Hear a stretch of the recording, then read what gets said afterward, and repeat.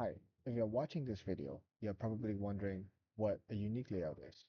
We often use this term when we're planning sitemaps for your website and how UI designers will approach um, designing your website project. So let's take a look at an example of a standard car wash sitemap. This might look very similar to your website as well.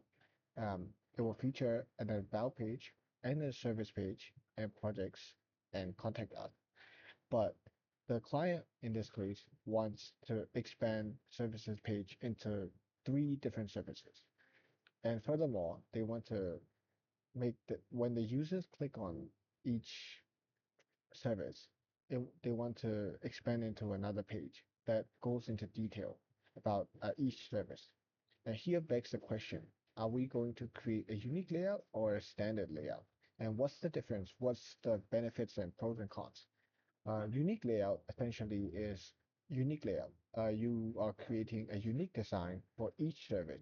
And this can come in handy if you think your customers require a little more in-depth explanation, or each services are very vastly different, or you might have different pricing structure, or you might have different target audience for each service. In this case, we recommend you use a unique layout setup. What is the unique layout setup? I will show you an example. We create this, or we implement this type of setup on our website as well. So here are we'll take a look at two different services that we provide on our website. So here's web development service. We'll have a simple hero section, and then it comes with an intro video button, and the pricing starts, etc., etc. Right? And all of this can be custom designed, and it follows a blog page. We'll explain in detail what the website is about, what makes us different, etc. And we take a user through the storytelling process, and we think about this like very thoroughly. So our UI designers will consider what the target audience is, and then how we can approach this in a manner that sells your customers the product or your service. And you'll see that in the third section, this features a pricing table, and it has three pricings so you can compare it. But we have another service that provides support, maintenance payment plan. And for this, we don't have a pricing table like the other service have. And we're targeting a different type of clientele. Now, this clientele, we're only targeting our existing customers. We're not looking for new customers. We're not looking to sell much. So in this case, we're looking to more about educating the client. So you'll see that it features more a different layout in a sense. And then we'll talk more about why the support plan works, and then what type of things that you're looking to gain from this. And it's more educational. The point I'm trying to make is unique layouts are unique, and it is there for a reason. It takes a lot of time, and we put a lot of thinking into it to make this page work just for this page. It's also good, but it's not always effective. For example, we'll take a look at a standard layout and what a standard layout is about.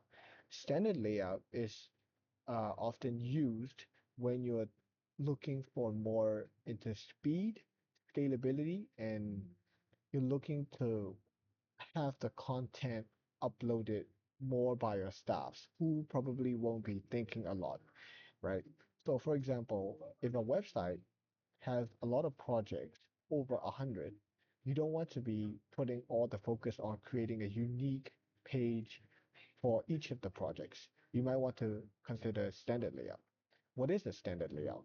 Standard layout, when we're designing a standard layout for you, we take a look at variables that are similar across all projects. For example, every project has a title, and that would be a variable. Every project has one picture, and that would be another variable. And then every project has a description or price or etc. etc. We'll keep all of these variables, and then we'll create a standard layout system based on those variables. And what we essentially tell the system is to take those variables and place it in a certain way with a certain style.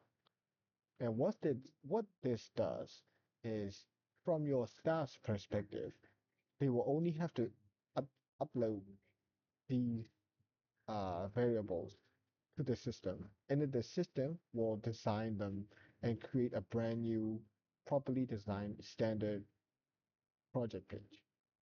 So you can see how this setup is very scalable because there's anybody can upload and then have a brand new standard portfolio right right on the spot. We'll take a look at an example that we've implemented it on our website. So here's two projects. One is talking about real estate website development, and another one is talking about a cosmetic website design project. So both of these are projects, and this features the same layout. As you can see here, even though they're different in text, the following structure is still the same. We scroll down, we'll have a left side where it talks about um, the project in detail, and then on the right side we have pictures that you can scroll, and it's very simple. We want to keep it simple because we create a lot of projects, and then we don't want to be thinking a lot into writing a case study for each project. We want to display it quick, and so users can see, and we cover a lot of projects in a short amount of time with less effort. So on the right side, you also see it follows the same structure. I hope this video explains what the difference between unique layout and standard layout, and hopefully you can make a better decision for your website.